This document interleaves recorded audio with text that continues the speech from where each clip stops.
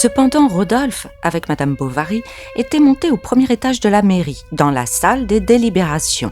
Et comme elle était vide, il avait déclaré que l'on y serait bien pour jouir du spectacle plus à son aise. Enfin, monsieur le conseiller se leva. Monsieur, qu'il me soit permis d'abord, avant de vous entretenir de l'objet de cette réunion d'aujourd'hui, et ce sentiment, j'en suis sûr, sera partagé par vous tous, qu'il me soit permis, dis-je, de rendre justice à l'administration supérieure, au gouvernement, aux monarques, messieurs, à notre souverain, à ce roi bien aimé, à qui aucune branche de la prospérité publique ou particulière n'est indifférente, et qui dirige à la fois d'une main si ferme et si sage le char de l'État, parmi les pays incessants d'une mer orageuse, sachant d'ailleurs faire respecter la paix comme la guerre, l'industrie, le commerce, l'agriculture et tout ça. Je devrais, dit Rodolphe, me reculer un peu. Pourquoi ? Dit Emma. Mais à ce moment, la voix du conseiller s'éleva d'un ton extraordinaire. Il déclamait. Le temps n'est plus, messieurs, où la discorde civile ensanglantait nos places publiques, où le propriétaire, le négociant, l'ouvrier lui-même, en s'endormant le soir dans son lit paisible, tremblait de se voir de la cour, bruit, les toxins, incendiaires, les maximes les plus subversives, ça écoute, je de base. C'est qu'on pourrait, reprit Rodolphe, m'apercevoir d'en bas.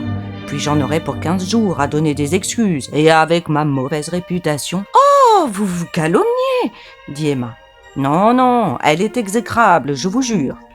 Mais, messieurs, poursuivit le conseiller. Aussi écartant de mon souvenir ces sombres tableaux, je reporte mes yeux sur la situation actuelle de notre belle patrie, qui vois-je. Partout fleurissent le commerce et les arts, partout des voies nouvelles de communication, comme autant d'artères nouvelles dans le corps de l'État. Ils établissent de rapports nouveaux, nos grands centres manufacturiers ont repris leur activité, la religion plus affermie, sourit à tous les cœurs, nos ports sont pleins, la confiance au nez, et enfin la France respire. Du reste, ajouta Rodolphe, peut-être au point de vue du monde, a-t-on raison. Comment cela ? Fit-elle. Et quoi ? Dit-il. Ne savez-vous pas qu'il y a des hommes sans cesse tourmentés ?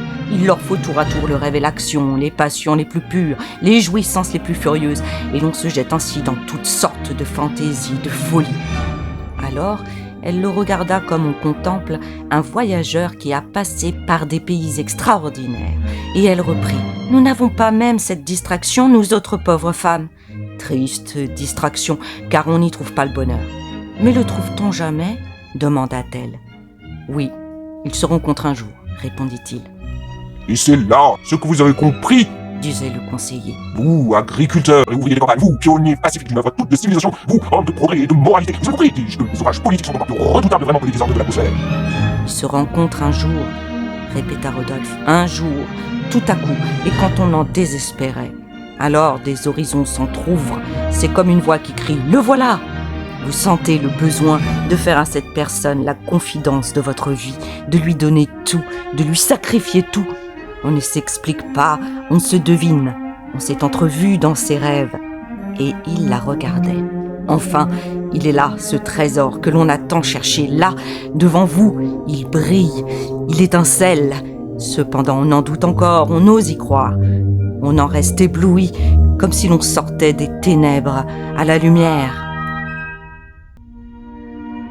Il se tenait les bras croisés sur ses genoux et ainsi levant la figure vers Emma, il la regardait de près, fixement. Elle distinguait dans ses yeux des petits rayons d'or, s'irradiant tout autour de ses pupilles noires, et même elle sentait le parfum de la pommade qui illustrait sa chevelure. « Ainsi nous, disait-il, pourquoi nous sommes-nous connus ? Quel hasard l'a voulu ? C'est qu'à travers l'éloignement sans doute, comme deux fleuves qui coulent pour se rejoindre, nos pentes particulières nous avaient poussés l'un vers l'autre. » Et il saisit sa main, elle ne la retira pas. « Ensemble et de bonne culture !» cria le président. « Tantôt, par exemple, quand je suis venu chez vous. »« Ah, monsieur Bizet, de Quincampoix !»« Savais-je que je vous accompagnerais ?»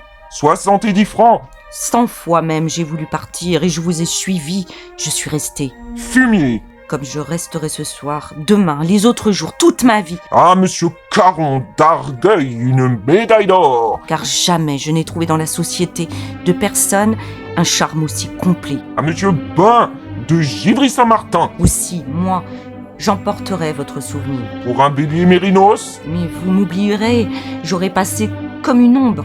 Monsieur Bello de Notre-Dame. Oh non, n'est-ce pas? Je serai quelque chose dans votre pensée, dans votre vie. Race porcine priée ex aequo. À monsieur l'hérissé et Cuillembourg, 60 francs. Rodolphe lui serrait la main et il la sentait toute chaude et frémissante comme une tourterelle captive qui veut reprendre sa volée. Mais soit qu'elle essaya de la dégager ou bien qu'elle répondit à cette pression, elle fit un mouvement des doigts. Il s'écria « Oh merci, vous ne me repoussez pas, vous êtes bonne. Vous comprenez que je suis à vous. Laissez que je vous voie, que je vous contemple. » Rodolphe ne parlait plus. Ils se regardaient. Un désir suprême faisait frissonner leurs lèvres sèches. Et mollement, sans effort, leurs doigts se confondirent.